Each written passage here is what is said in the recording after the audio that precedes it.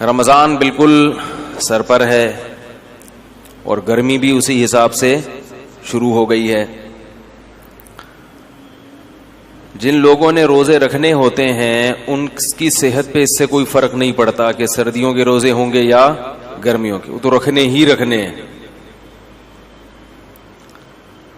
کچھ لوگ ہوتے ہیں جو کنفیوز ہوتے ہیں کہ یار رکھیں یا نہیں رکھیں, وہ بہت پریشان رہتے ہیں. دو قسم کے لوگ ہیں جو بالکل پریشان نہیں ہوتے, ایک وہ جنہوں نے رکھنے ہی رکھنے ہیں اور ایک وہ جنہوں نے رکھنے ہیں ہی نہیں, چاہے سردیوں کے ہوں یا گرمیوں کے. یہ دونوں بالکل پریشان نہیں ہوتے. جو درمیان والا طبقہ ہے نا, جو سوچتا ہے کہ رکھوں کہ نہیں رکھوں, رکھنے کہ نہیں رکھنے, وہ کیا رہتا ہے, پریشان. حضرت حکیم اختر صاحب رحمہ اللہ تعالی ایک بات فرمایا کرتے تھے کہ پریشانی کو اگر دور کرنا چاہتے ہو تو شان کو پرے کر دو. پریشانی کا مطلب پریشان, شان کو کیا کر دو. شان کا مطلب ہماری بھی کوئی شان ہے, ہماری بھی کوئی سوچ ہے. کوئی سوچ نہیں ہے. اللہ جو کہے گا وہ ہم کریں گے. گرمی ہے, سردی ہے, خزاں ہے, بہار ہے, روزہ تو بہرحال روزہ ہے, وہ تو رکھنا ہے. تو اس سے انسان سکون میں رہتا ہے. ہمیشہ وہ شخص پریشانی والی زندگی گزارتا ہے جو کسی بھی معاملے میں کنفیوز ہوتا ہے. جو غیر مسلم ہے نا, غیر مسلم, اللہ نے ان کی بے سکونی کی قرآن مجید میں جو وجہ بیان کی ہے وہ وجہ یہی ہے کہ وہ ساری زندگی کنفیوز رہتے ہیں. کنفیوز ہونے کی وجہ سے ان کا فیوز اڑ جاتا ہے. تو جو جتنا کنفیوز ہوگا اس کی لائف اتنی ہی ایک مشکلات کا شکار ہوگی. قرآن میں اللہ نے مثال دی ہے غیر مسلم کی, کیونکہ ان کی حالت کیا ہوتی ہے. پہلا تو یہ کہ ان کو یہ پتا نہیں ہے کہ آخرت ہے یا نہیں ہے. سمجھ رہے, یہی نہیں پتا ان کو. یہ دنیا ہی سب کچھ ہے, تو اس دنیا میں اچھا کیا ہے اور برا کیا ہے, یہی ڈیفائن کرتے کرتے اسی کو سمجھتے سمجھتے پوری زندگی لگ جاتی ہے. مدرسے والے راستے میں کسی صاحب نے گاڑی غلط پارک کر دی, اس کو ہٹائیں, سرمئی رنگ کی گاڑی ہے, بھائی ایسا نہ کیا کریں یار. تو ساری زندگی یہ اس مدرسے والے راستے میں اس طرف, یہاں کسی نے گاڑی سرمئی رنگ کی غلط پارک کر دیا, ہم دیکھ نہیں رہے, آنکھیں بند کر رہے ہیں, جو بھی اٹھ کر چلا جائے بھائی. وہ شرمندگی وجہ سے ہو سکتا ہے نہیں اٹھ رہے ہو نا, صحیح ہے. تو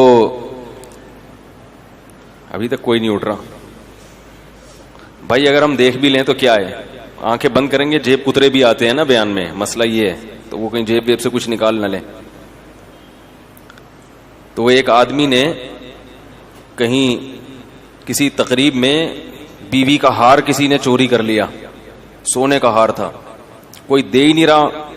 تو اس آدمی نے ایک پیالہ رکھا اور لائٹیں بند کر دیں اور اعلان کیا کہ بھائی جس نے بھی یہ ہار لیا ہے چپکے سے اس میں ڈال دے, ہم کسی کے سامنے نام ظاہر نہیں کریں گے, لائٹ آف ہے, جو بھی ہے کر لے اللہ کا واسطہ. تھوڑی دیر میں جب لائٹ آن کی تو پیالہ بھی غائب تھا. جب لائٹ آن کی ہے تو بھائی جو چور ہے وہ اتنا شریف تھوڑی ہوگا کہ وہ رکھ کے چلا جائے. اس نے کہا چلو ایک چانس اور ملا ہے. تو پہلے میرا پروگرام تھا ہم آنکھیں بند کر لیں تاکہ جن صاحب نے گاڑی غلط پڑ لی, مجھے خیال آیا کہ یار آنکھیں بند کر کے کوئی مسئلہ نہ ہو جائے. آنکھیں بند کریں گے نا تو پھر جب کھولیں گے آنکھیں تو پھر دوسرا اعلان ہو رہا ہوگا, بھائی ایک صاحب کی گھڑی غائب ہے, ہم آنکھیں بند کر رہے ہیں, جنہوں نے لیے ان کی جیب میں ڈال دے. اچھا خیر, تو اللہ تعالی نے غیر مسلم کی حالت کو, کیونکہ میں پہلے عرض کر رہا تھا کہ جو جس کے پاس اسلام نہیں ہے اسے یہی نہیں پتا کہ یہی زندگی اصل ہے یا اس کے بعد بھی کوئی زندگی ہے. یہی اصل ہے تو اس میں اچھا کیا ہے اور برا کیا ہے, وہ ہمیشہ کنفیوز رہتا ہے. کبھی وہ سوچتا ہے کہ اچھا وہ ہے جس کو میرے والدین اچھا کہیں, لیکن اس کی فطرت اس کو قبول نہیں کرتی. بات بات پہ اس کے اپنے پیرنٹ سے بھی جھگڑے ہوتے ہیں. حقوق کیا ہیں, کس کے کتنے حقوق ہیں, دینے ہیں نہیں دینے, اسی جنگ میں لڑتے لڑتے ان کی عمریں پوری ہو جاتی ہیں. اسی کنفیوژن میں کسی نے کنٹری کو خدا بنا لیا, ملک کو, لیکن وہ اس میں مطمئن نہیں ہوتا. اس سے جب سوالات پوچھے جائیں تو وہ خود پریشان ہوتے ہیں کہ بھئی یہ لکیریں بھی تو انسان کی کھینچی ہوئی ہیں. کسی نے یعنی حقوق کا سمجھ میں نہیں آ رہا اس کو کہ والدین کو رکھنا ہے کہ نہیں رکھنا, ان کے کیا حقوق ہیں. کسی نے دولت کو اپنا خدا بنا لیا. تو ایک چیز پھر یہ جتنے بھی مذہب والے لوگ ہیں نا, آہستہ آہستہ ایک طرف کو یہ جانے لگتے ہیں کہ بھئی اصل ہے پیسہ, کیونکہ اس سے تمام ضرورتیں پوری ہوتی ہیں. جس کے پاس پیسہ ہے اس کی چلتی ہے, جو چاہے گا وہ کر لے گا. لیکن اللہ تعالی نے انسان کی صلاحیتیں محدود رکھی ہیں. پیسے سے ساری چیزیں حاصل نہیں ہوتی. پیسے سے ساری چیزیں حاصل ہوتی ہیں تو بہت سے پیسے والے لوگ, ان کو مٹھائی سے پرہیز نہ ہوتا. کیا خیال ہے؟ بہت سے پیسے والے لوگ گوشت سے ان کو پرہیز ہوتا ہے. بہت سے پیسے والے لوگ بہت ساری چیزوں سے محروم ہوتے ہیں, نیند کی گولیاں کھانی پڑتی ہیں. تو اسی کنفیوژن میں نا کہ صحیح کیا ہے غلط کیا ہے, اللہ نے اس کی ایک مثال دی ہے. فرمایا کہ كَظُلُمَاتٍ فِي بَحْرِ اللُّجِّيِّ يَغْشَاهُ مَوْجٌ مِّن فَوْقِهِ مَوْجٌ مِّن فَوْقِهِ سَحَابٌ. ایسی زبردست مثال ہے نا خاندانی, اس سے بہتر مثال غیر مسلم کی اور کافر کی دل کی حالت کو ڈیفائن کرنے کے لیے ہو ہی نہیں سکتی.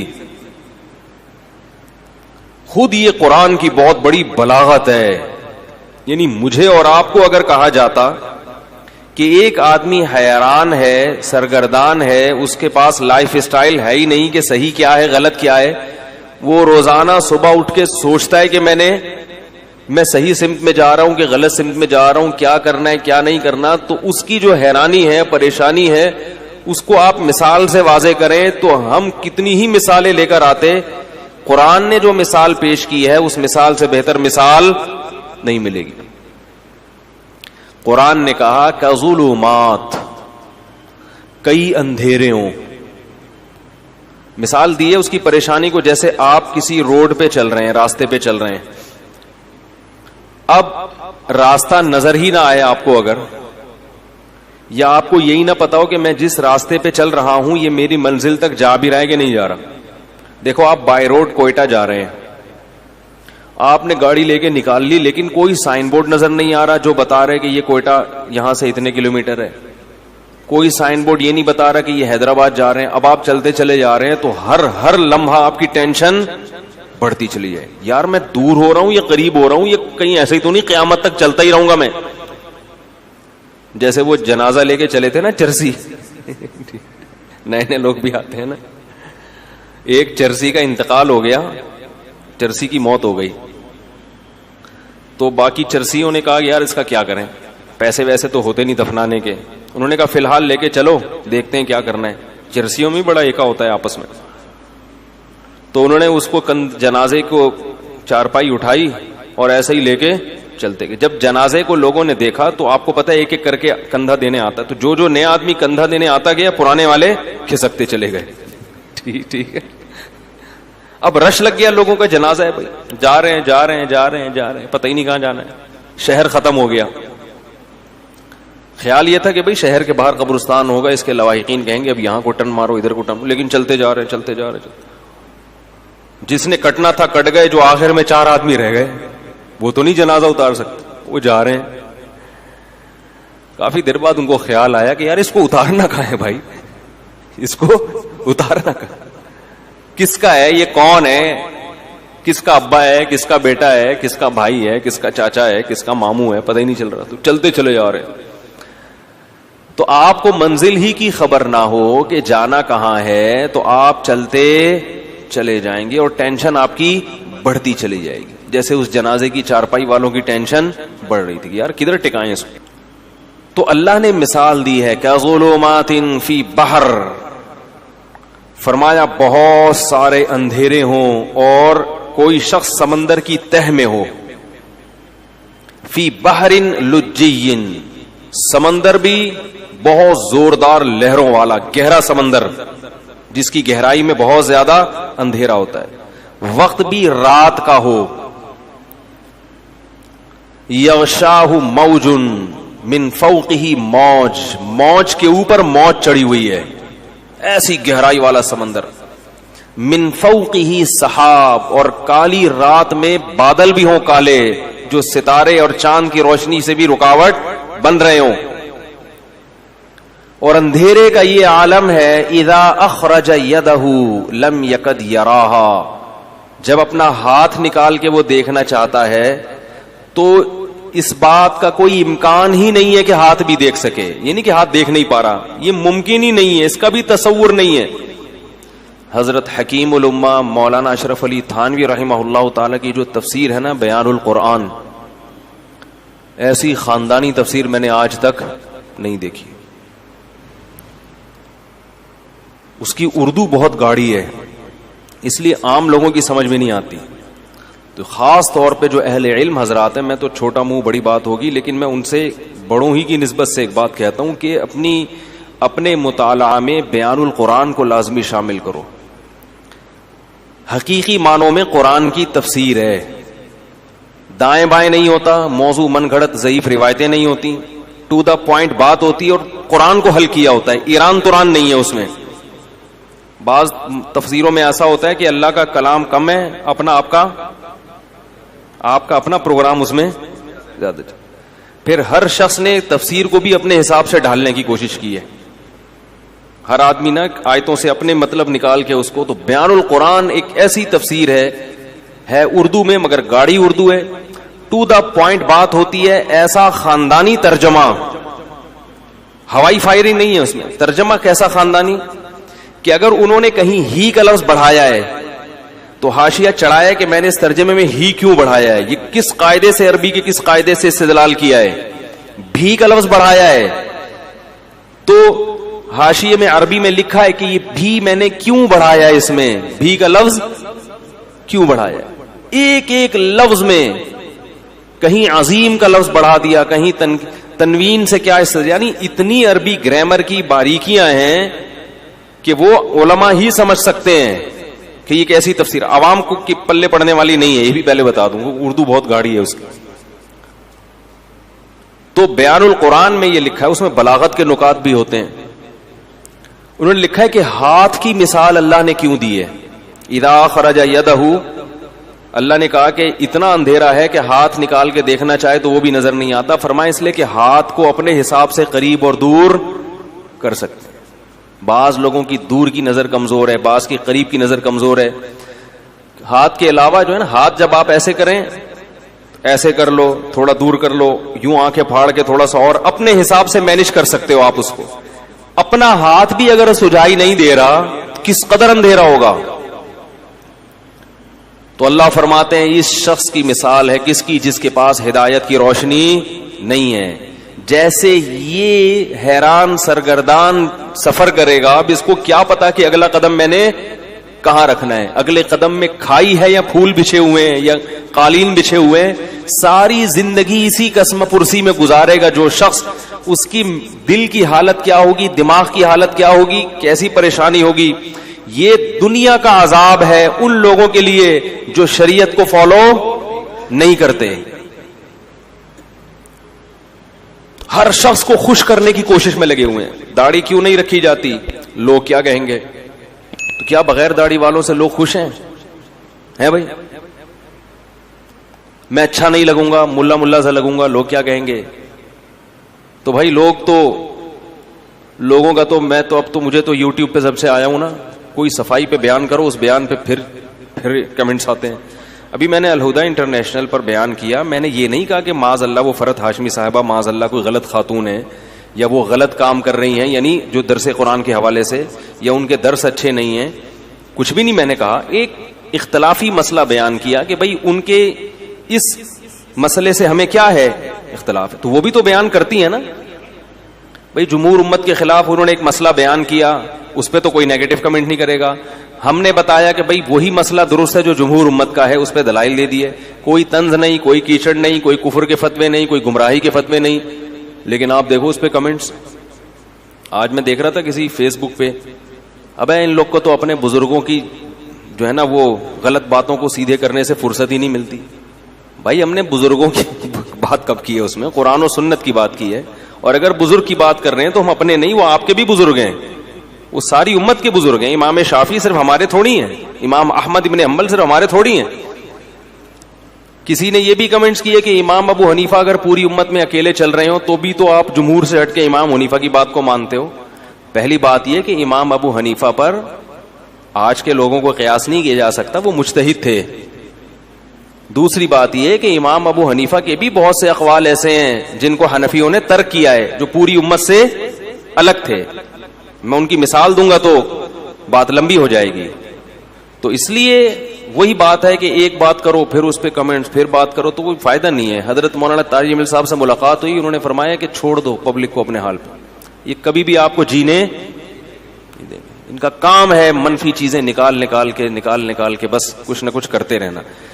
تو یہ کوئی اختلاف کی مسئلہ, اختلاف اور فرقواریت کی بات نہیں ہے کہ ایک عالم اگر اپنی رائے بیان کرے دلائل سے دوسرے کے احترام کے ساتھ, تو اس کا یہ مطلب نہیں ہوتا کہ ہم دوسرے کو غلط سمجھ رہے ہیں یا سارے سلسلے غلط ہیں, بس میں ہی جنت میں جاؤں گا باقی سارے کہاں جائیں گے؟ جہنم میں. ایسا یہ مقصد نہیں ہوتا. تو خیر, تو اللہ تعالی نے یعنی دنیا میں سزا کیا دی ہے؟ میں یہ عرض کر رہا تھا کہ ہم دنیا کو خوش کرنے کے لیے کام کرتے ہیں مگر دنیا خوش. ایک اور چھوٹی سی بات کر دوں, بات چل پڑی ہے. کسی نے ابھی یہ بھی کہا کہ یہ مفتی طارق صاحب جو ہیں کروڑوں روپے کما رہے ہیں یوٹیوب سے. یہ کیا کر رہے ہیں؟ ایک دھیلا بھی نہیں کما رہا, ایک سکہ رائج الوقت بھی نہیں کما رہا. نہیں آ رہی بات؟ میرا جو اپنا چینل ہے وہ بھی ابھی تک ہم نے رجسٹرڈ نہیں کیا, اور میرے بیانات سے لوگ کروڑوں روپے کما چکے ہیں جن پر میں نے کوئی پابندی نہیں لگائی اور ان سے ایک روپیہ بھی نہیں مانگا. یہ اتنا بڑا ظرف مولویوں ہی کا ہوتا ہے سمجھ رہے ہیں. حالانکہ میں اگر ان سے کہوں کہ آپ 80% مجھے دیں گے, 20% آپ رکھیں گے, تو ان کو ماننا پڑے گا یہ, اور وہ پھر بھی مجبور ہوں گے کیونکہ وہ میرے بیانات سے اتنے پیسے کما رہے ہیں. نہیں آ رہی میرا خیال ہے بات؟ پھر بھی نہیں میں کہتا ان سے, مجھے غیر اخلاقی حرکت لگتی. ٹھیک ہے یار, کمانے دو, بیان تو پھیلا رہے ہیں نا, تبلیغ تو ہو رہی ہے, لیکن اس کے کچھ نقصانات سامنے آئے ہیں. تو ان نقصانات کو کنٹرول کرنے کے لیے پھر ہم ابھی اس کو اپنے چینل کو رجسٹرڈ کروا رہے ہیں. تو اس پہ بھی چونکہ اس لیے کہہ رہا ہوں کہ جب رجسٹرڈ نہیں ہے تو کروڑوں روپے کے تانے سننے کو مل رہے ہیں. رجسٹرڈ ہوگا تو پھر کیا ہوگا.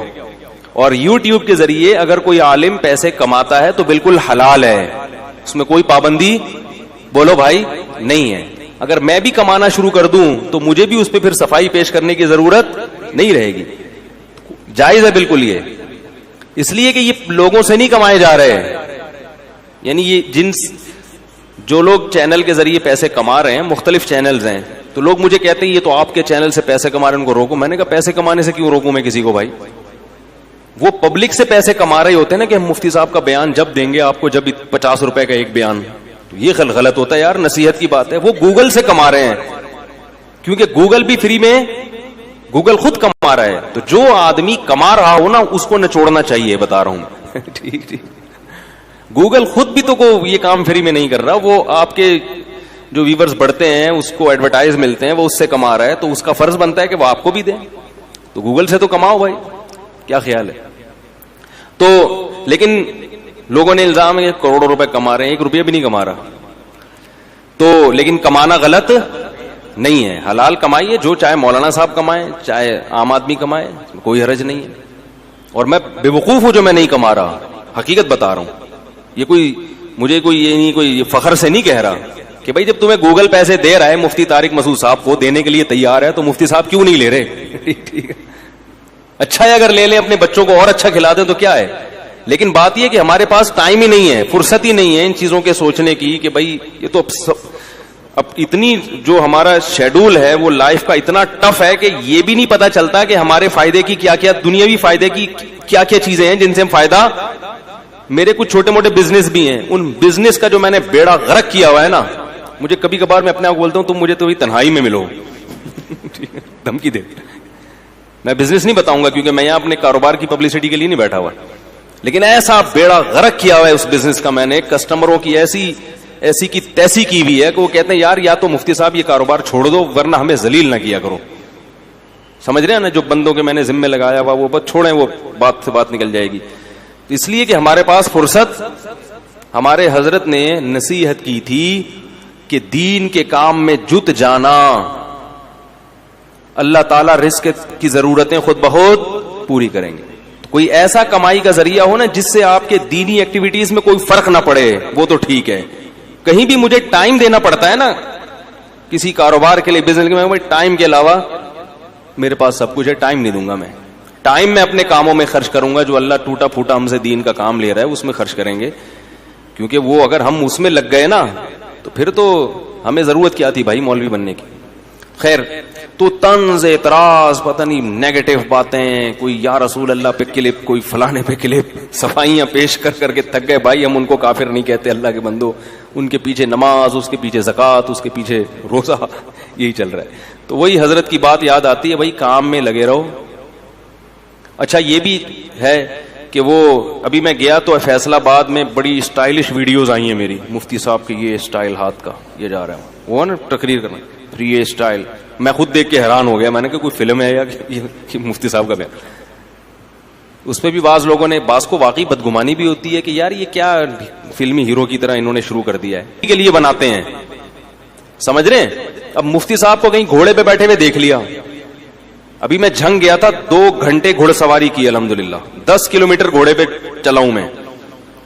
بہت سختی سے منع کیا, کسی نے ویڈیو اپلوڈ فل اسپیڈ میں بھگایا ہے, وہ جو ایبٹ آباد والا ہے نا سلو موشن, وہ نہیں, خاندانی بھگایا گھوڑا, ایسی اسپیڈ میں گھوڑ سواری. بہت شوق ہے مجھے, ویڈیو اپلوڈ کرنے سے منع کیا سختی سے, کسی نے نہیں کرنی, کیونکہ کوئی فلم کے ہیرو تھوڑی ہیں ہم کو مفتی صاحب یہ اسٹائل میں آ رہے ہیں, اب گھوڑے پہ یوں کر کے بیٹھے ہوئے ہیں. لیکن پھر بھی لوگ اپنے چینل کی پبلسٹی کے لیے کیا کرتے ہیں, بولو بھائی اپلوڈ کرتے. البتہ بعض مرتبہ میں خود اپلوڈ ہونے دیتا ہوں تاکہ لوگوں کے, بعض ویڈیوز ایسی ہیں تاکہ لوگوں کے ذہنوں میں جو مولویوں کا غلط تصور بیٹھ گیا ہے نا, یا دینداروں کا, وہ تصور نکلے.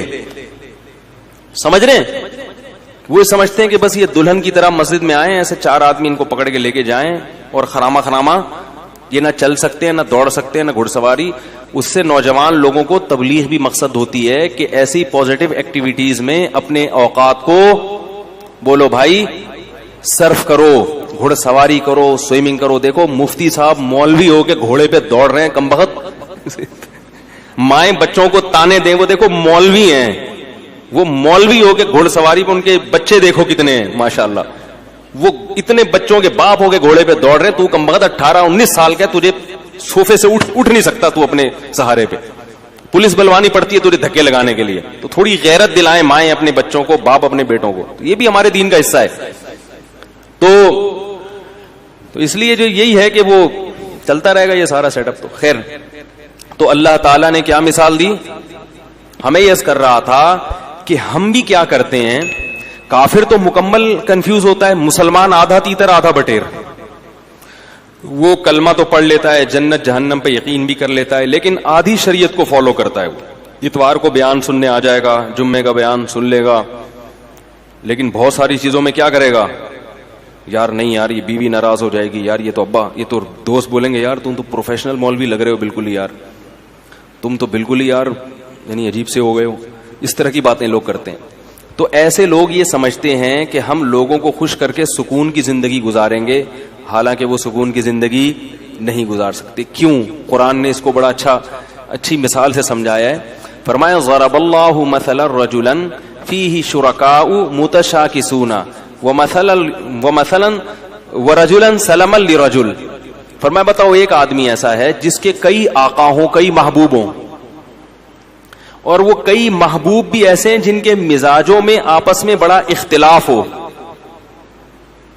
کئی محبوب ایسے ہیں جن کے مزاجوں میں آپس میں, مثال دیتا ہوں, کسی کی 4 بیویاں اور چاروں اپوزٹ دماغ کی ہیں, تو وہ ڈپریشن کا مریض بنے گا کہ نہیں بنے گا؟ چاروں کو خوش رکھنا اس کے لیے ممکن ہوگا ہی نہیں, چاروں کا مزاج بالکل الگ. چاروں پھڈے باز. وہ کہتی ہے میری دعوت قبول کرو, میرے ہاں ناشتہ کرو. کہہ رہی ناشتہ آپ نے میرے ہاں ہی کرنا ہے. تیسری کہہ رہی ہے ناشتہ تو آپ کا باپ بھی میرے ہاں کرے گا. چوتھی کہہ رہی ہے ناشتہ روزانہ کس کے گھر ہوگا؟ میرے گھر. ایک کے ابا ایس ایچ او ہیں, ایک کے ڈی ایس پی, ایک کے آرمی میں کرنل ہیں, اور ایک کے ابا علاقے کے ناظم ہیں بھائی, اور ہول سیل کے حساب سے سالے بھی ہیں. اب چاروں کا مطالبہ کیا ہے؟ ناشتہ کس کے یہاں ہوگا؟ آپ کہو گے بھائی ناشتہ تمہارے ہاں, لنچ تمہارے ہاں, ڈنر تمہارے ہاں. کوشش کرو گے نا؟ نہیں. متشاکسون, جھگڑالو, نہ ضدی. بول دیا ناشتہ آپ نے کہاں کرنا ہے؟ ادھر کرنا ہے. بڑھے گا کہ نہیں بڑھے گا؟ یہ ٹینشن سے بولے گا بھائی 4 پراٹھے تھوڑی کھا سکتا ہوں میں, چلو ادھر بھی ناشتہ کر لیا, ادھر بھی کر لیا, ادھر بھی. پھر لنچ میں یہی پھڈے بازی. تو چاروں کو خوش رکھ سکتا ہے؟ بولو بھائی, نہیں رکھ سکتا. ایک کہہ رہی مجھے اپنے ساتھ سفر پہ لے کے جاؤ, دوسری کہہ رہی اس دفعہ سفر پہ میں نے جانا ہے, تیسری کہہ رہی اس دفعہ تو ان دونوں نے جانا, میں نہیں جانا ہے. وہ قرآن اندازی کرے گا نہیں قرے کو ہم نہیں مانتے, چلو بیگم تمہیں اس دفعہ تمہیں لے جاتا ہوں, اگلے چکر میں تمہیں نہیں, اسی دفعہ میں نے بھی. متشاکسون کا مفہوم سمجھا رہا ہوں آپ. پھڈے باز, ہر ایک کی خواہش ہے کہ ابھی میری جو چاہت ہے اس کو پورا کرو. بھائی آپ پورے ہو جاؤ گے اس میں, نہیں ہو سکتا. 4 دوست ہیں, کوئی بھی 4 محبوب ہیں, یا 3 ہیں, یا 2 ہیں, یا کئی سارے ہیں. اللہ فرماتے ہیں یہ شخص کبھی بھی سکون کی زندگی, بولو بھائی. آپ کہیں گے پھر میں 4 کی ترغیب کیوں دیتا ہوں جب سکون اللہ خود کہہ رہے ہیں. بھائی وہ اس لیے کہ ایسا ہوتا نہیں ہے کہ چاروں, ایک کا ناشتہ کر لو, ایک کے لنچ کر لو, ایک کے ڈنر کر لو, اگلے دن پھر ناشتہ یہاں کر لو. تو باریاں شریعت نے اسی پھڈے سے بچنے کے لیے, پھر بھی نہیں ہے تو پھر جاؤ ڈاکٹر کو دکھاؤ. ایسا بھی ہوتا ہے بعض دفعہ. ہم کب کہتے ہیں کہ لڈو کھانے کی نیت سے کرو؟ ہم تو کہتے ہیں بھائی جہاد ہے, پٹو گے. ٹھیک ہے, یہ تو ہم پہلے کہتے ہیں. ثواب ملے گا مگر پٹنے کا الگ ملے گا اور شادی کا الگ سے ملے گا. تو ضرورت ہے معاشرے کی.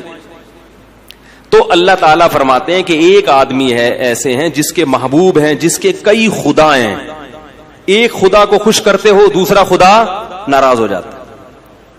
دوسرا وہ ہے سلام الرجل, جس کا صرف ایک آقا ہے, اس کو پتا ہے صرف میں نے اس کو خوش کرنا ہے, اس کی چاہتوں کو پورا کرنا ہے. فرمایا بتاؤ هل یستویان مثلا, کیا سکون اور اطمینان میں دونوں برابر ہو سکتے ہیں؟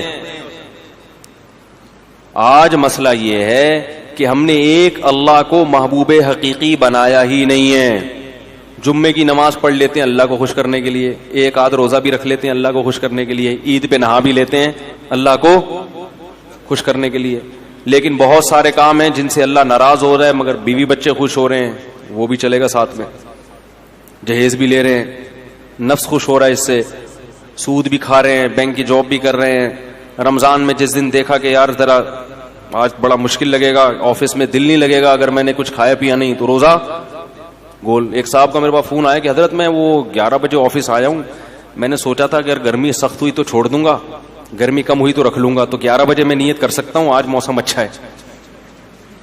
میں نے کہا یار تم عجیب آدمی ہو, رکھنا ہے بھائی, یہ تو رکھنا ہی رکھنا ہے.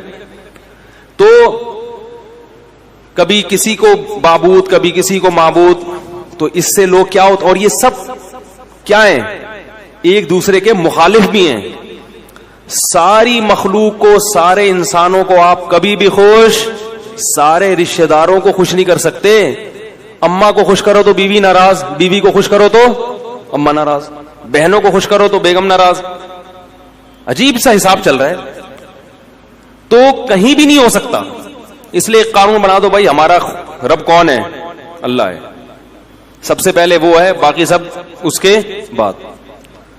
ناراض ہوتے ہو تو ہوتے رہو, تم نے بھی مر کے مٹی ہو جانا ہے, ہم نے بھی مر کے مٹی. عزت کرو گے تو اچھی بات ہے, نہیں کرتے تم نے بھی مٹی. جنہوں نے عزت کی ہے فرعون کی ہے بھائی, وہ فرعون بھی گیا اور وہ عزت کرنے والے بھی گئے.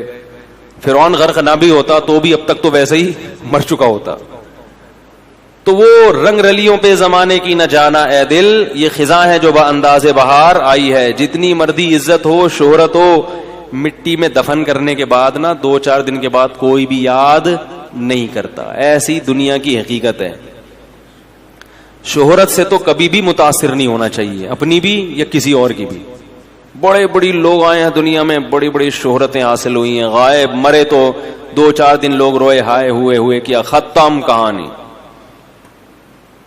تو اس لیے سب سے زیادہ مزے کی زندگی میں وہ ہے جس نے ایک اللہ کو اپنا رب بنا لی. وہ کہہ دے کر لو, کوئی روک نہیں سکتا اس کام سے. وہ کہے نہیں کرو, کوئی کروا کے نہیں, کسی میں دم ہے تو کروا کے دکھائے.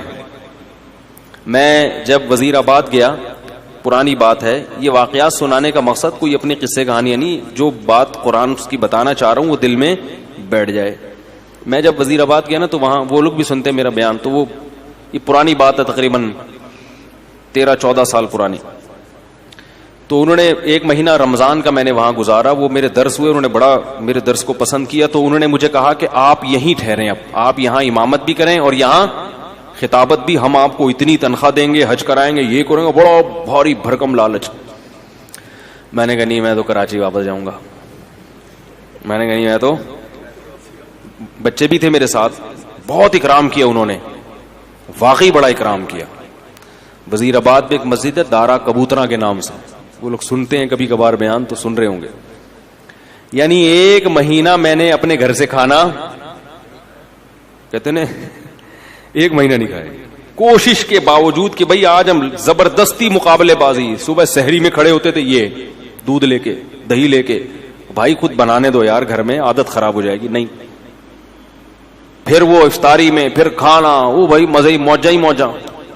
پنجاب والے ماشاءاللہ کھلانے پلانے میں, کراچی والے بھی کھلاتے ہیں, کہ پنجاب والے کھاتے بھی ہیں نا, تو جو اب وہ اپنے حساب سے بھی کھلاتے ہیں. کراچی والا دو نہیں والے, وہ خود بھی پیٹ بھر جائے گا اس کا, آپ کو بھی وہ سمجھے گا پیٹ بھر گیا, سامنے والے صحتیں نہیں ہیں یہاں پہ. تو اب کیا ہوا ہے کہ وہ روزانہ صبح مجلس ہوتی, میرا درس کے بعد وہ بیٹھتے, بھائی آپ یہاں ٹھہرے, میں کہتا نہیں مجھے جانا ہے وغیرہ وغیرہ. 15 دن انہوں نے زور لگایا, انہوں نے دیکھا ٹکنے کا نام ہی نہیں لے رہا. انہوں نے کہا آپ کو پرابلم کیا ہے؟ میں نے کہا بھائی میں, جو میرے استاذ ہیں, جو میرے شیخ و مرشد ہیں, میں ان کا آدمی ہوں. میں کیا ہوں؟ میں ان کا آدمی ہوں. جب میں مدرسے میں آیا تھا تو میں نے اپنے آپ کو ان کے حوالے کر دیا تھا, کہ اب اپنی لگام ہم نے ان کے ہاتھ میں پکڑا دی, کیونکہ ان پر اعتماد تھا. ایسے ہی کسی کے ہاتھ میں نہیں لگام پکڑائی جاتی, پہلے ان کو پرکھا اچھی طرح, بھائی ان میں دنیا کی محبت نہیں ہے اور علم بھی ان کا کامل ہے. تو اب ہم بچے ہیں, ہم بجائے اس کے کہ اپنی زندگی کو خود متعین کریں, کسی بڑے کے حوالے کر دو. انہوں نے ہمیں پڑھایا, انہوں نے ہمیں لکھایا, یہ سارا علم جو ہم یہاں آ کے آپ کی خیال کے مطابق موتی بکھیر رہے ہیں, سب ان کی محنت ہے. اب ہمیں پیسوں کی آفر آ رہی ہے تو ہم ان کو ٹاٹا کر کے چلے جائیں, ایسا نہیں ہوگا. تو میں نے کہا کہ ان کو لیٹر لکھیں, وہ اگر مجھے کہیں گے نا کہ یہیں ٹھہرو, تو آپ مجھے یہاں سے بھگا کے دکھاؤ پھر, ٹھیک ہے. اگر وہ مجھے کہتے ہیں کہ یہ مسجد سے جانا نہیں, تو میں نے کہا پھر آپ مجھے یہاں سے بھگا کے دکھاؤ. اور اگر وہ کہتے ہیں کہ یہاں نہیں رہنا, میں نے کہا آپ زنجیریں باندھ لو, مجھے جیسے موقع ملے گا میں وہ کاٹ کے بھاگ جاؤں گا. بے لگام اونٹ جو ہوتا ہے نا, شتر بے مہار, کبھی ادھر بھاگ رہا ہے کبھی ادھر بھاگ رہا ہے, وہ کسی کام کا نہیں ہوتا. جڑے پہلے مرکز متعین کرنے میں ٹائم لگائے, ایسا نہیں کہ کسی پہ بھی اعتماد کر کے اپنی زندگی کی لگام اس کے ہاتھ میں دے دی, ایسا نہیں ہے. پرکھنا پڑتا ہے, جانچنا پڑتا ہے. میں نے کہا ہمیں اپنے بڑوں پر الحمدللہ بھرپور اعتماد ہے, 8-10 سال ان کی صحبت میں ہم نے گزارے ہیں. میرا یہ خیال ہے کہ مجھے ان سے زیادہ بہترین لوگ اس دنیا میں مل ہی نہیں سکتے تھے. اللہ نے پتہ نہیں والدین کی کون سی نیکی قبول کی, ایسے لوگوں کے پاس ہمیں پہنچا دیا. تو اس کی برکتیں ہیں, اللہ تعالیٰ ٹوٹا پھوٹا کام لے رہا ہے. تو اس سے دیکھو یہ فائدہ کیا ہوا مجھے, کہ خیالات منتشر نہیں ہو رہے, سکون آ گیا طبیعت میں. بھائی وہ کہیں گے تو کر لیں گے, نہیں کہیں گے تو نہیں کریں گے. ورنہ انسان سوچتا, میں نے ایسے لوگوں کو بھی دیکھا, علماء کو بھی, جو پریشان کہ کیا کریں اب, ان کی زندگی بھی کس میں گزر رہی ہے, پریشان. پھر پیسے کی محبت آ جاتی ہے, یار دین کے تو یہ والے, اس میں پیسہ زیادہ ہے تو ادھر چلو. جب پیسے کی طرف آئے تو پھر پیسہ اصل مقصد بن گیا, تباہ ہو گئے. تو ہمیشہ انسان کی سکون کس میں ہے, کہ وہ اس کو یہ پتا ہو کہ میں نے کس ٹریک پر زندگی گزارنی ہے. اس میں سکون ہے انسان کی طبیعت میں. آرام سے سکون سے. اکابر پرستی الگ چیز ہے. اکابر پرستی کا مطلب یہ کہ آپ کے بزرگ کچھ بھی الٹا سیدھا کریں آپ نے ان کو صحیح کرنا ہے. ایسا نہیں ہے الحمدللہ, یہ نہیں ہے. ہمارے بڑوں سے بھی بعض, ہماری کوئی حیثیت نہیں لیکن بعض چیزوں میں ہم بول دیتے ہیں کہ بھئی یہ والی رائے ہماری نظر میں, میرے شیخ تو 4 شادیوں کے قائل نہیں ہیں, میں نے اس میں اپنے شیخ کی مخالفت کی ہے. ٹھیک ہے, وہ نہیں قائل ہے اس کے. وہ کہتے ہیں زمانے میں, میں نے کہا نہیں ہونی چاہیے, میری دلائل ہے اس پہ, کتاب ہے. میں کہتا ہوں بھائی مجھے ان دلائل کا کوئی جواب دے. شیخ کے بارے میں یہ تصور کہ بھائی وہ دوسرے کاموں میں مشغول ہیں, دین کے کاموں میں, ان کو اس ٹاپک پر سوچنے کا موقع, اگر وہ سوچتے تو وہ بھی یہی کہتے جو میں کہہ رہا ہوں. نہیں موقع ملا تو چھوڑو ان کو اپنے حال پہ, آپ اپنا چلو. لیکن ان کا بھی ظرف اتنا بڑا ہے کہ ان کو بھی پتا ہے کہ اس کی ایک اس بارے میں رائے ہے, اور جو چیز حلال ہے اس میں وہ پابندی. تو یہ بھی تو سلیکشن ہے نا ہماری, کہ ایسے لوگوں کو ہم نے سلیکٹ کیا ہے. ان کو بھی پتا ہے کہ حدود سے, مرید کو اپنے حدود اللہ سے باہر. بعض شیخ کیا کرتے ہیں, مرید نے شادی کی خانقاہ سے کک آؤٹ, یا مرید نے کوئی ٹوپی ٹرینڈ نہیں کروائی تو خانقاہ سے کک آؤٹ. تو بھائی یہ ٹرینڈ وینڈ یہ جو شریعت تھوڑی ہے, یہ تو حدود اللہ پر قائم. خیر, تو سکون کس میں ہے؟ سکون ایک کو بڑا بنانے میں, اور وہ اصل کون ہے؟ اللہ. اس کو بڑا بنا لو, زندگی خدا کی قسم بڑی مزے کی گزرے گی. حضرت معاویہ رضی اللہ تعالی عنہ نے حضرت عائشہ رضی اللہ تعالی عنہا کو خط لکھا کہ اے, یعنی اپنی ماں کہہ کے خطاب کیا کہ آپ مجھے کوئی نصیحت کریں. حضرت عائشہ تو حضرت معاویہ سے عمر میں بہت چھوٹی تھیں, مگر جانتے تھے کہ پیغمبر کی زوجہ ہیں اور ہماری ماں ہیں, تو ان سے نصیحت لے رہے ہیں. فرمایا نصیحت مختصر ہو, جامع ہو, مختصر ہو. حضرت عائشہ نے نصیحت کی کہ جو لوگوں کو خوش کرنے کے لیے اللہ کو ناراض کرتا ہے, اللہ اس کو لوگوں کے حوالے کر دیتے ہیں, اور پھر لوگ بھی اس سے خوش نہیں ہوتے. اور لوگوں کی ناراضی کی پرواہ کیے بغیر اللہ کی رضا میں لگا رہے تو لوگ بھی کیا ہو جاتے ہیں, بالآخر خوش ہو جاتے ہیں. اس طرح کا مفہوم ہے, پورے الفاظ نہیں ہے یہ. تو ایک کو اگر اللہ خدا بنا لیا جائے نا, بس وہی ہے, تو سب سے پہلا فائدہ کیا ہوتا ہے زندگی میں؟ سکون. آپ کو منزل کا پتہ چل جاتا ہے. تو اس لیے میں اتنی لمبی تقریر کر رہا ہوں کہ دیکھو بھائی, یہ جو فرائض و واجبات ہیں اس میں ہمارے پاس آپشن نہیں ہے. رمضان کے روزے صرف مسافر چھوڑ سکتا ہے اور بیمار, ان 2 کے علاوہ کوئی بھی روزہ نہیں چھوڑ سکتا. اور سفر میں بھی اگر تکلیف اور مشقت نہ ہو تو روزہ رکھنا افضل ہے, تاکہ رمضان کی فضیلت حاصل ہو. وہ جو حدیث میں آتا ہے لیس من البر الصیام فی السفر, سفر میں روزہ نیکی نہیں ہے, وہ اس سے وہ سفر مراد ہے جس میں تکلیف ہو, مشقت ہو. آج کل جہازوں کے سفر ہیں, ٹرینوں کے سفر ہیں, بسوں کے سفر ہیں, بہت آرام سے روزہ رکھ سکتے ہیں, نہیں چھوڑنا چاہیے, اس میں فضیلت سے محروم ہو جائیں گے رمضان کی. تو اس لیے پہلا تو یہ کام کرنا ہے کہ ہمت کرنی ہے, کسی نے بھی ایک بھی روزہ قضا, بولو بھائی. اس کے آخرت کے فائدے تو بہت ہیں جو آپ علماء سے سنتے رہتے ہیں, میں کچھ دنیا کے فائدے آپ کو بتا دیتا ہوں. آخرت کے فائدے تو بہت ہیں نا, وہ تو آپ کو خود محسوس ہوگا جب روزہ رکھتے ہیں. رمضان کے آخری عشرے میں دل نرم ہو جاتا ہے. اللہ نے روزے دار کا جو بھوکا پیاسا رہتا ہے نا, اس کے لیے جنت میں الگ دروازے بنائے ہیں, اور ان کے نام کیسے رکھے ہیں؟ ریان, سیراب کرنے والا, کیونکہ اس نے اللہ کی خاطر پیاس برداشت کی. اللہ اس کو اپنی دست رحمت سے سیراب کریں گے الگ سے. اور یہ عبادت مسلمانوں کے علاوہ کسی اور کے پاس نہیں. کہیں آپ نے دنیا میں سنا کہ فلاں قوم کے ہندوؤں کے روزے آئے ہوئے سارے ہندو بھوکے پیاسے؟ کہیں بھی نہیں. وہ رکھتے ہوں گے شاید, کوئی ان کے پنڈت رکھ لیتے ہو, نہ سکھوں میں نہیں.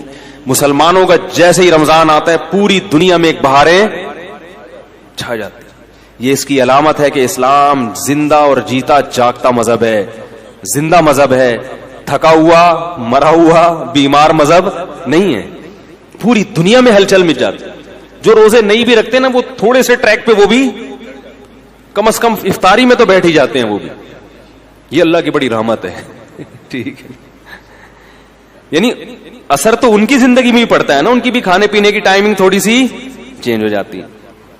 تو روزے کے اخروی فائدے کیا ہیں وہ تو ایک الگ بات ہے. روزے کے صحت کو کیا فائدے ہوتے ہیں اگر وہی آپ لوگ کو پتہ چل جائیں تو میں کہتا ہوں وہی چیز ایسی ہے جو انسان سے روزے رکھوا دے.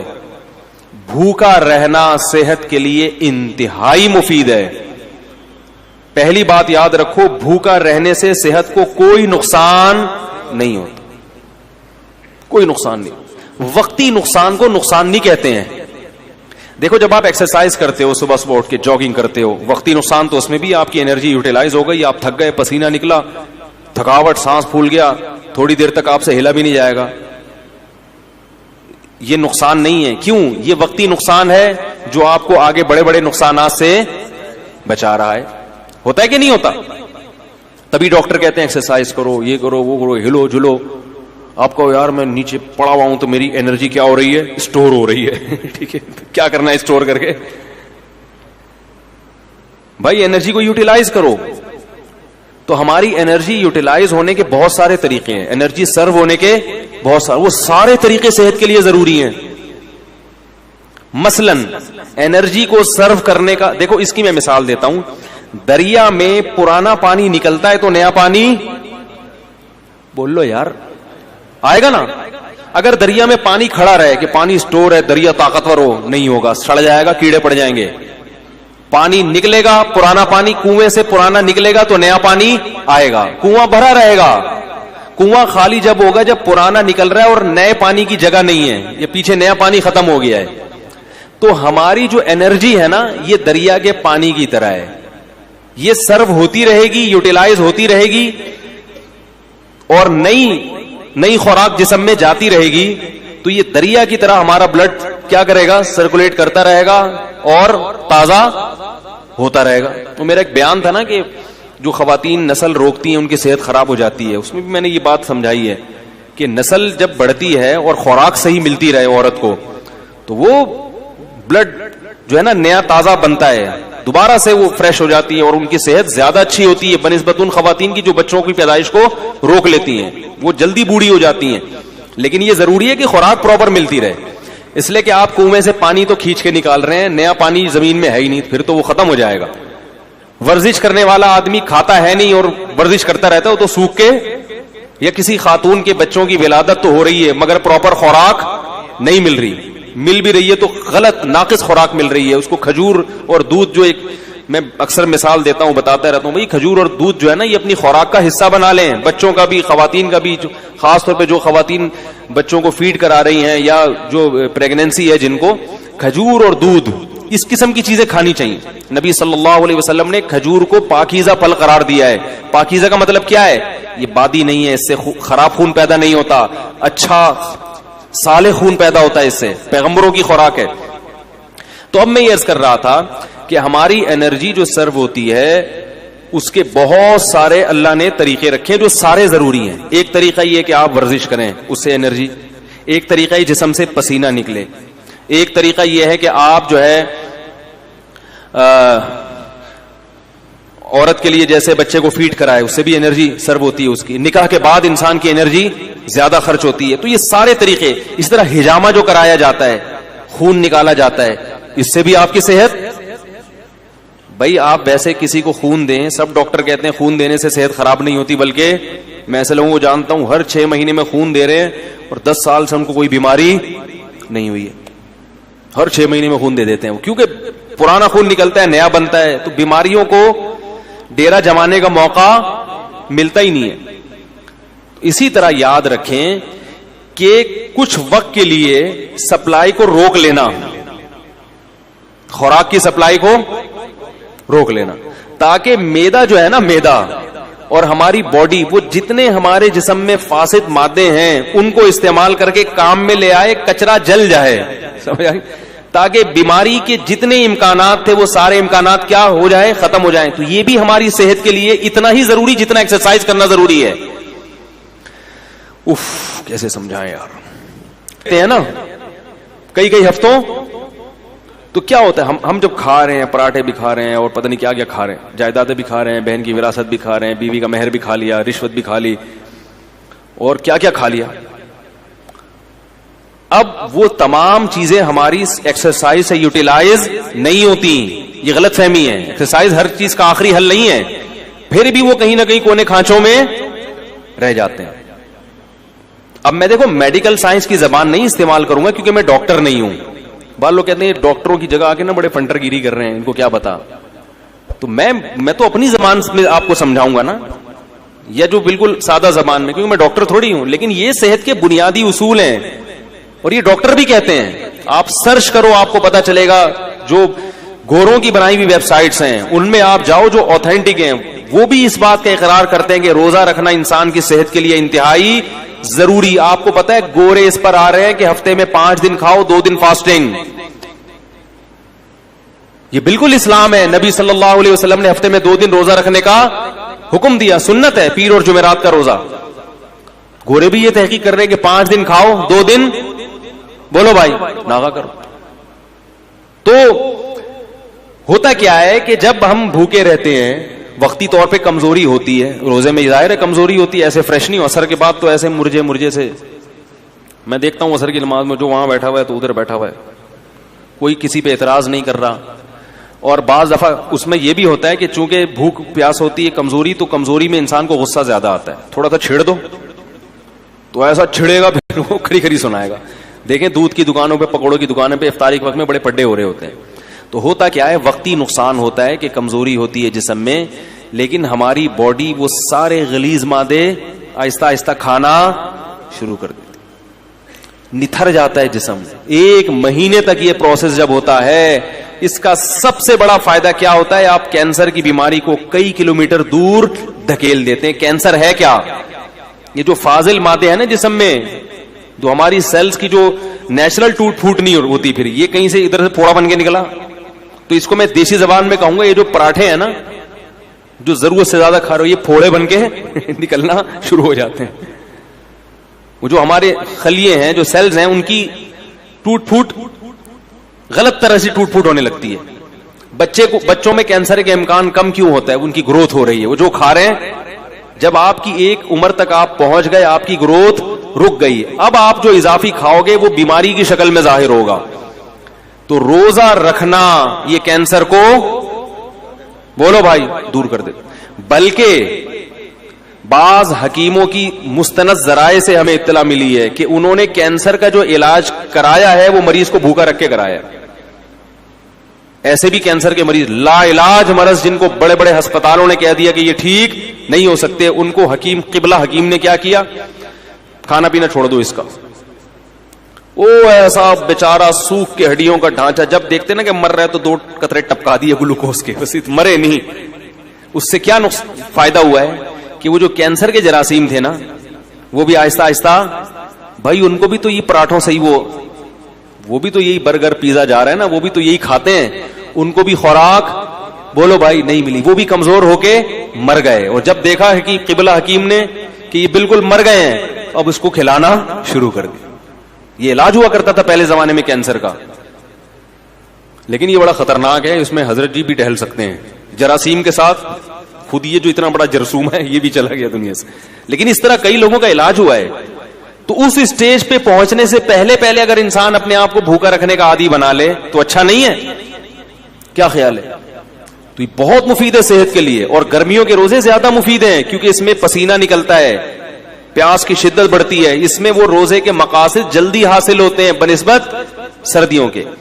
یہ آپ کو جسمانی فائدہ ہوتا ہے. ایک جسمانی فائدہ آپ کو کیا ہوتا ہے, ایک اور, آپ میں قوت برداشت بڑھتی ہے. جو کھانے پینے والا آدمی ہے نا, ہر وقت اس کو کچھ نہ کچھ چاہیے, ورنہ اس کا دل نہیں لگتا.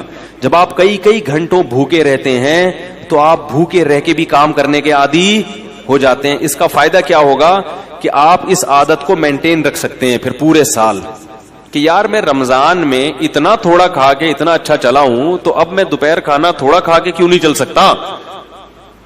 تو پورے سال پھر آپ کم کھانے پہ گزارا کر سکتے ہیں. اور اگر کم کھانے پہ آ گئے تو بیماریاں ویسے ہی, سارے مسائل ہی زیادہ. کینسر کے بہت بڑے اسپیشلسٹ آئے تھے میرے پاس, الحمدللہ ہر قسم کا طبقہ ہوتا ہے, شاید بیان بھی سن رہے ہو. وہ یو کے میں جو اسپیشلسٹ ڈاکٹر ہیں نا, ان کو پڑھاتے ہیں وہ, اس سے اندازہ لگائیں کہ وہ کتنے بڑے ڈاکٹر ہوں گے. تو وہ ملاقات کے لیے آئے, کہ میں تو وہ آئے تھے مجھ سے کچھ پوچھنے کے لیے. ہم نے کہا جب اتنے میں ڈاکٹر ہیں تو بجائے ہم سے پوچھیں ہم ہی پوچھنا شروع کر دیں. انہوں نے سوچا ہوگا تو لینے کے دینے پڑ گئے. تو میں نے ان سے ویسے ہی کچھ نالج حاصل کی. میں نے کہا یہ کینسر کی بیماری کی بنیادی وجوہات کیا ہوتی ہیں, کچھ نالج میرے پاس تھی جو میں شیئر کرنا چاہ رہا تھا ان سے. تو انہوں نے بھی وہی بات کی جو عام طور پہ سب کہتے ہیں کہ سب سے بڑی وجہ کینسر کی موٹاپا ہے. موٹاپے کا مطلب کیا؟ آپ اپنی ضرورت سے زیادہ کھا رہے ہو. اس زمانے میں ہر آدمی اپنی ضرورت سے زیادہ کھاتا ہے. ہماری ضرورت رمضان میں پتہ چل جاتا ہے ہمیں کتنی. کئی بار میں نے خود نوٹ کیا کہ بسا اوقات سحری کا ٹائم کم ہوتا ہے, 2-4 کھجورے کھا کے پانی پیتا ہے انسان اور پورا دن چلتا ہے بڑے آرام سے. اور پھر جب افطاری میں بیٹھتے ہیں 2 پکوڑے پیٹ میں جاتے ہیں. میں نے ان ڈاکٹر سے پہلے کہتے پکوڑے پہ پابندی نہیں لگائیں. پہلے میں پکوڑے کے خلاف میں کوئی تقریر ہاں اتنا بھی نہیں ہے نا, صحت بنانے کے چکر میں آدمی بالکل دلیے پہ آ جائے, کھچڑی پہ آ جائے. یہ بھی غلط ہے یار. کیا کرنا ہے اسی صحت کا بھائی. وہ چائنیز گرم پانی پی کے رہتے ہیں نا زندہ, لمبی لمبی عمریں ہوتی ہیں. میں نے کہا ٹھنڈا پانی پی کے مر جاؤ, یہ بہتر ہے گرم پانی پی کے. گرمیوں میں بھی گرم پانی پی رہے ہیں پاگل لوگ. کیا کرنا ہے ایسے؟ اتنی بھی ہمیں زندگی سے محبت نہیں ہے بھائی. تمیز سے زندہ رہنا ہے جتنا تمیز سے رہ سکتے ہیں, ٹھیک ہے نا. وہ ہمارے حضرت پر جب کچھ ہے نا, کچھ حضرت نے فتوے بڑے ایسے دیے ہوئے تھے, تو کچھ اس زمانے میں علماء کا قتل بہت ہو رہا تھا, تو حضرت نے گارڈ وارڈ رکھ لیے. تو وہ اتنا سخت سیکیورٹی کا نظام تھا کہ 24 گھنٹے گارڈ. حضرت نے فرمایا بھائی اس سے تو میں ویسے ہی مر جاتا بہتر, تو اتنے گارڈ مجھے نہیں چاہیے. تھوڑا دماغ ریلیکس ہو. ایسی زندگی کا کرنا کیا ہے جس میں 24 گھنٹے 6 آدمی ہر وقت سر پہ مسلط رہیں. تو کوئی بات نہیں, ہم شہید ہونا پسند ہے ہمیں, لیکن اتنی ٹینشن والی زندگی نہیں چاہیے ہم کو. تو 1-2 باقی گارڈ بگا دیے, صرف 1 یا 2 گارڈ رکھے تھے. پھر تو وہ گارڈ بیچارہ شہید ہو گیا. حضرت کو اس نے بڑے, پھر بھی حملہ ہوا تھا حضرت کے اوپر, وہ گارڈ شہید ہو گیا. خیر, تو اس سے کیا ہوتا ہے, کیا کہہ رہا تھا میں, بات یہاں کہاں سے آ گئی یار. ہاں, تو وہ ڈاکٹر کی بات کر رہا تھا. تو یہ سارے مسائل کہاں سے کھڑے ہوتے ہیں؟ موٹاپے سے ہوتے ہیں. ساری بیماریوں کی ابتدا کہاں سے ہوتی ہے؟ موٹاپے کا مطلب کیا ہے؟ زیادہ کھا رہے ہیں. تو 2 کھجورے کھاتا ہے انسان افطاری کے وقت میں اور پانی پیتا, کیسی کمر سیدھی ہو جاتی کہ نہیں ہو جاتی, 14 طبق روشن ہو جاتے ہیں. اس سے پتہ چل جاتا ہے کہ ہمیں زندہ رہنے کے لیے اور چلنے پھرنے کے لیے, باڈی کو رن کرنے کے لیے اتنا کھانے کی ضرورت, بولو بھائی, نہیں ہے جتنا ہم کھا رہے ہیں. تو روزے کا یہ بھی فائدہ ہے. تو میرے بھائی رکھو تو اللہ کے لیے, دنیا کے لیے نہ رکھو, لیکن غریبی میں یہ فائدے بھی انشاءاللہ ہوں گے. نظر تیز ہو جاتی ہے, دماغ صحیح کام کرنے لگتا ہے, قوت برداشت بڑھتی ہے. سب سے بڑی بات یہ کہ اسٹیمنا بڑھانا, یہ تو دنیا میں ہر شخص چاہتا ہے کہ میرا اسٹیمنا بڑھے. ہوتا ہے کہ نہیں ہوتا؟ بہت سے لوگ اس لیے بھاگتے ہیں تاکہ ہمارا اسٹیمنا بڑھے اور ہم زیادہ دیر تک بھاگ سکیں. جم خانے میں جو باڈی بلڈر وزن اٹھاتا ہے اس لیے کہ میرا اسٹیمنا بڑھے اور میں زیادہ سے زیادہ وزن, بولو بھائی, اٹھا سکوں. تو اسی طرح یہ بھی تو اسٹیمنا ہے کہ زیادہ سے زیادہ بھوکا رہ سکیں. اور یاد رکھو اللہ نے ہماری باڈی کو ایسا بنایا ہے کہ جس چیز کی عادت ڈالو باڈی اس کے لیے تیار ہو جاتی ہے. کم کھانے کی عادت ڈالو گے نا, باڈی اسی حساب سے اپنے آپ کو سیٹ کر لے گی. ٹھیک ہے اب اسی پہ آ گیا ہوں. جیسے گیس پہ گاڑی لے آؤ نا, ایک دفعہ گاڑی گیس پہ سیٹ ہو جاتی ہے, پیٹرول پہ جھٹکے لیتی ہے پھر وہ, ٹھیک ہے. پیٹرول پہ سیٹ ہے تو گیس پہ لانے میں تو بالکل باڈی کا ایسا ہی ہے کہ باڈی کو پراٹھوں پہ سیٹ کر لو تو پراٹھے پہ سیٹ ہو جائے گی, وہ کافی چائے پہ سیٹ کر لو تو بوتلوں پہ کر لو, برگر پہ کر لو تو برگر پہ. اور اگر ان فضول چیزوں سے بچ کے کم کھانے پہ, اچھی خوراک پہ سیٹ کر لو گے تو باڈی اسی حساب سے اپنے آپ کو سیٹ کر لے گی. یہاں تک کہ آپ دیکھیں صحرائی علاقوں میں بہت کم پانی ہوتا ہے, اللہ اس کم پانی ہی میں ان کی باڈی کی تمام ضرورتیں پوری کر دیتے ہیں. آپ کو عجیب بات بتاؤں میں کہ جو چشموں میں رہنے والے لوگ ہیں, جہاں نہریں دریا ہیں, ان کی باڈی کو پانی کی ضرورت زیادہ ہوتی ہے, صحرائی آدمی کو پانی کی ضرورت کم ہوتی ہے, کیونکہ صحرا کے حساب سے اس کی باڈی ڈھل چکی ہوتی ہے. صحرائی پرندوں کو پانی کم چاہیے اور چشموں دریاؤں میں رہنے والے پرندوں کو پانی, اللہ نے ایسا فلیکسیبلٹی رکھی ہے نا انسان کے جسم میں, وہ اسی حساب. تو روزے میں ہم اسی حساب سے چلیں گے, باڈی اسی حساب سے اپنے آپ کو سیٹ کر لے گی, بشرطے کہ عید پہ آ کے اس کو بیڑا غرق نہ کریں. سمجھ آ رہی ہے بات؟ تو اس لیے یہ ساری بات اس طرف چلی گئی صحت پر. تو بھائی دل جمی کے ساتھ روزے رکھیں اور تراویح کی نماز بھی تسلی کے ساتھ پڑھیں. اچھا, میرا ایک تراویح پر بیان اپلوڈ ہونے والا ہے ابھی میری ویب سائٹ پر, 7-8 سال پہلے ہوا تھا کہ مفتی طارق مسعود صاحب کے بیانات سننے کے لیے youtube.com/مفتی طارق مسعود کو سبسکرائب کریں. اور اگر آپ لائیو ویڈیو کو کبھی بھی مس نہیں کرنا چاہتے ہیں تو سبسکرائب کرنے کے بعد بیل آئیکن پہ کلک کرنا مت بھولیں. جزاک اللہ.